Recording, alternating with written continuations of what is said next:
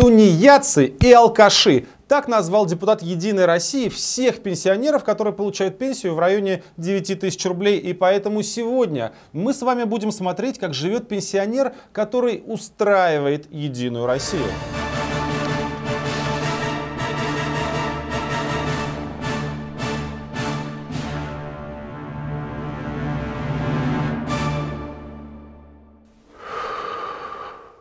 Привет, это Навальный. Вообще-то мы знаем, что 8800 это типичная пенсия, которую получают многие миллионы людей, честно отработавшие по 40-50 лет. Но «Единой России», конечно, виднее. Ее депутат назвал всех таких пенсионеров тунеядцами и алкашами, получающими пенсию за счет тех, кто работал. А когда люди нормально работали и получали нормальную зарплату, их пенсии сегодня, которые созданы в тех годов, получают те тунеядцы и это алкаши.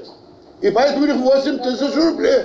И это натолкнуло меня на простую мысль. Показать вам, как живет пенсионер, который устраивает партию власти, который люб и партии, и правительству. Как выглядит, так сказать, путинский работяга. Для чистоты эксперимента я решил найти пенсионера, который работает в том же самом месте, что и депутат Набиев, считающий всех тунеядцами, а работает он в «Газпроме». Кроме того, нам нужен пенсионер, который близок к власти, как и наш дерзкий единорос. Пришлось покопаться в новостях про «Газпром», но нужного человека мы вам нашли. К счастью, пару недель назад из «Газпрома» уволился один из заместителей самого главного начальника, Валерий Александрович Голубев. Так что он наш сегодняшний идеальный пенсионер «Единой России». И по совпадению с близостью к власти у него все просто прекрасно. Дело в том, что Валерий Голубев, ни хрена не понимает ни в газе, ни в энергетике, ни в добыче, ни в бурении. Зато он служил в ленинградском КГБ,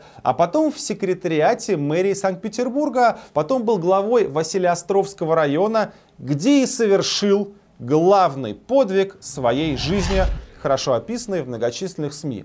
Голубев однажды выделил квартиру одному не очень крупному питерскому чиновнику по имени Путин Владимир Владимирович. По тем временам это невероятно шикарная жилплощадь, да и по сегодняшним, чего уж там, ведь речь идет о квартире площадью 140 квадратных метров вот в этом доме на второй линии Васильевского острова. Сам Голубев поселился в этом же доме и подъезде на один этаж ниже, то есть служили, работали и жили вместе. Потом их пути ненадолго разошлись, Путин уехал в Москву, а Голубев остался и занимал не слишком значительные должности в Санкт-Петербурге. Был депутатом Заксобрания, главой комитета города по туризму. В 2002 году он был командирован в Совет Федерации и переехал в Москву.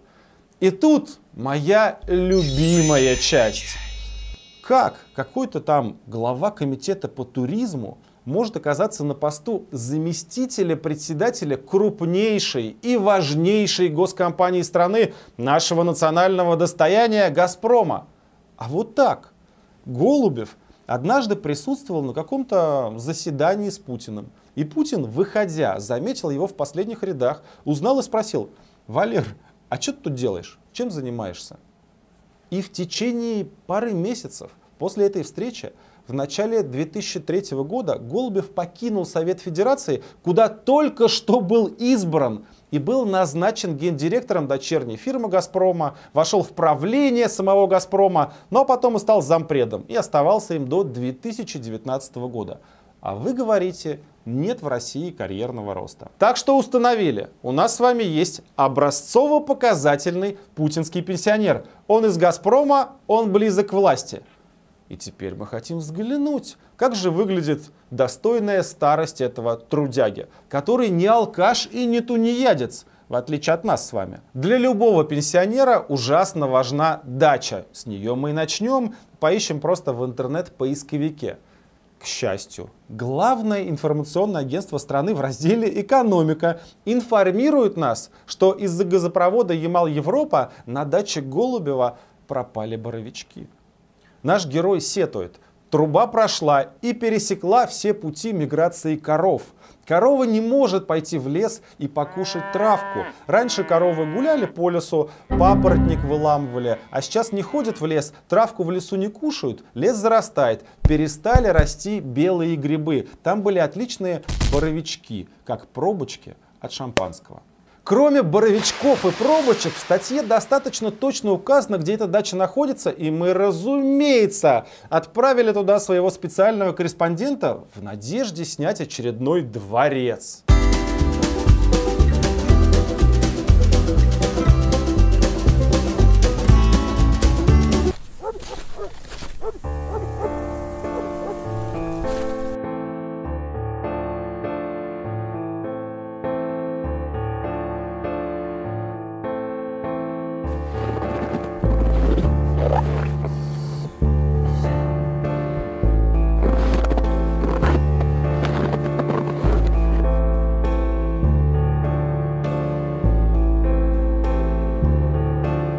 Ну что ж, место, конечно, странное, но у богатых свои причуды.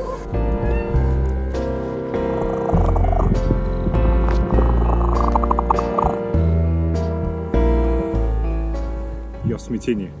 Мы никогда такого не видели. Но, судя по всему, мы нашли честного газпромовца. Вот его дворец.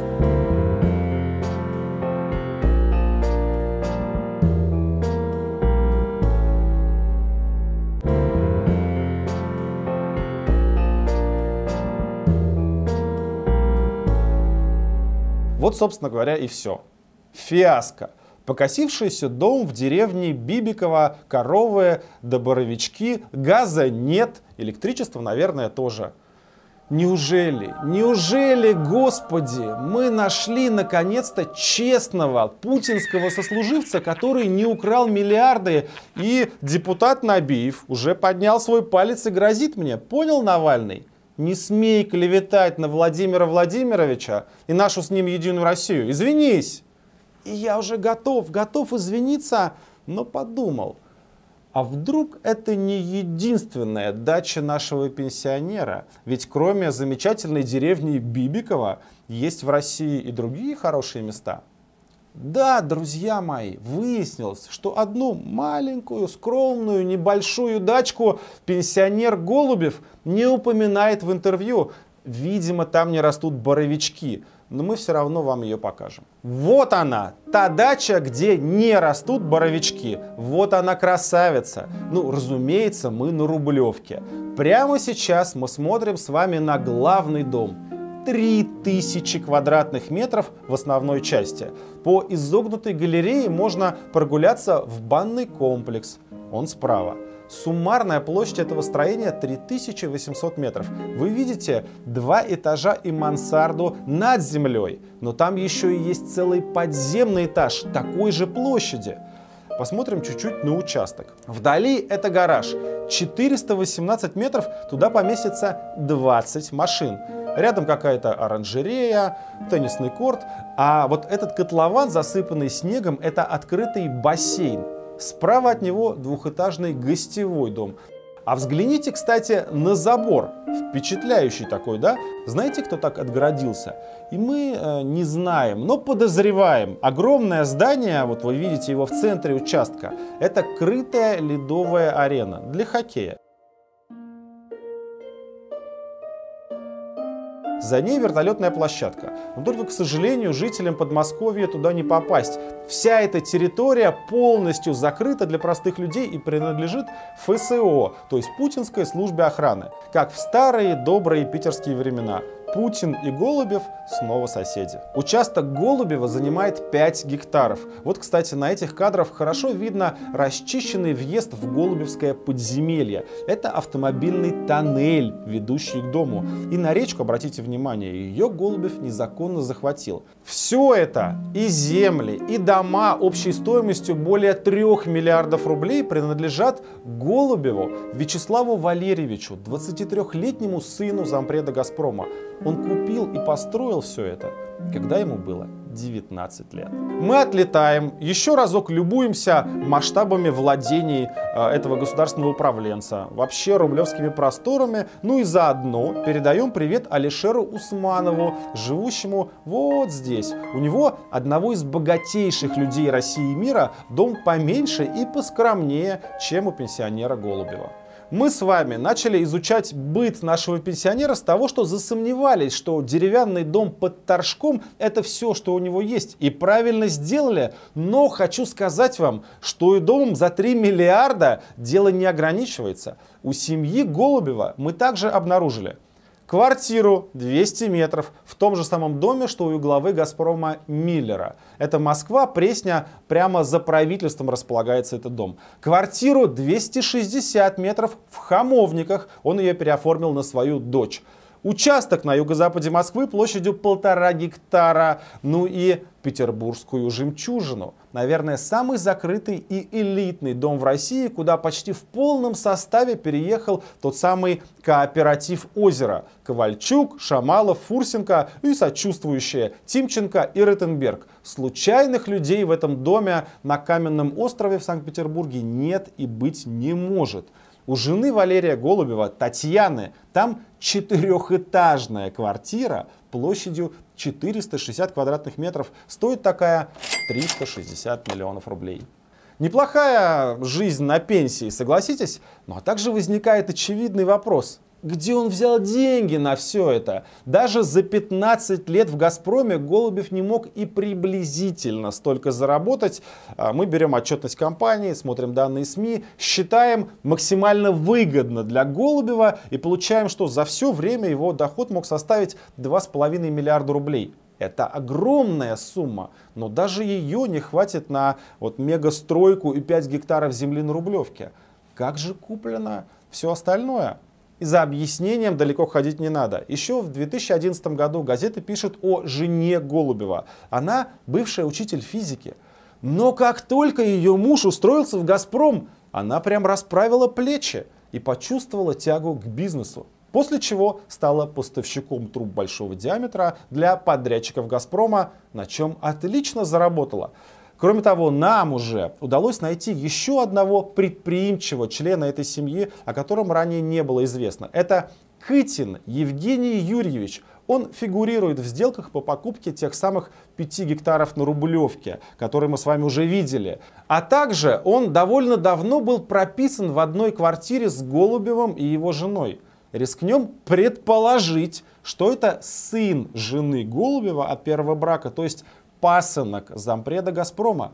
И он тоже работает в «Газпроме». Ура! Заместителем директора «Газпром-комплектации». Эта фирма занимается централизованными поставками вообще всего для «Газпрома». А в 2004 году, когда ему было всего 27 лет, он стал акционером РЭП-холдинга, крупнейшего производителя и поставщика всяких турбин и газоперекачивающих агрегатов для «Газпрома». Потом акции этого предприятия выкупил «Газпромбанк». То есть вот такая у нас получается формула пенсионного благополучия.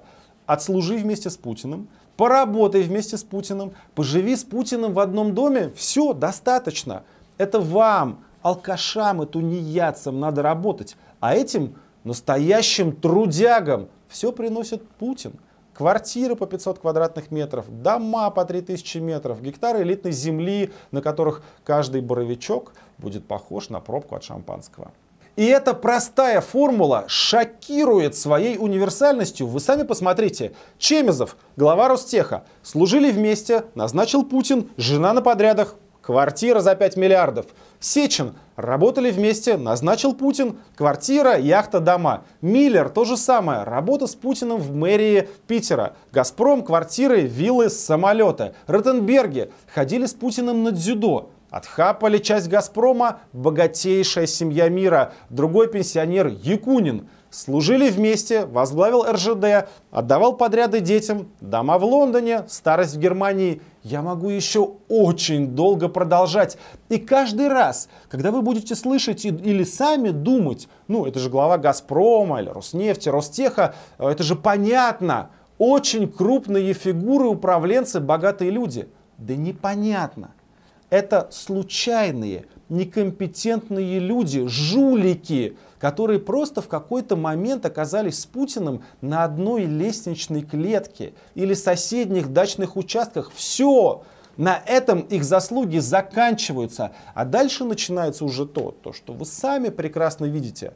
Разворованные подчистую госкомпании, проваленные показатели, несуществующие успехи, несбывающиеся прогнозы, позорные зарплаты и условия труда, доводящие рабочих до самоубийств, прямо на заводах, буквально от безденежья. Но зато у людей, ответственных за все это, мечты сбылись. Ведь все-таки это наш общий газ, а мечты сбываются только у вас. Ну да, кстати, напоследок, а наш-то депутат Набиев снова идет на выборы. Это алкаши. И поэтому у них 8 тысяч рублей. И снова станет депутатом у себя в Волгоградской области и будет депутатом до тех пор, пока вы все не будете участвовать в умном голосовании. Роскомнадзор запрещает эту ссылку, но у нас есть такая, которую они заблокировать пока не могут. В сентябре во многих российских регионах будут выборы. Зарегистрируйтесь сейчас. И к дню голосования мы пришлем вам инструкцию, за кого голосовать так, чтобы нанести максимальный ущерб Единой России, Путину и всем этим обнаглевшим Набиевым. Подписывайтесь на наш канал. Здесь говорят правду.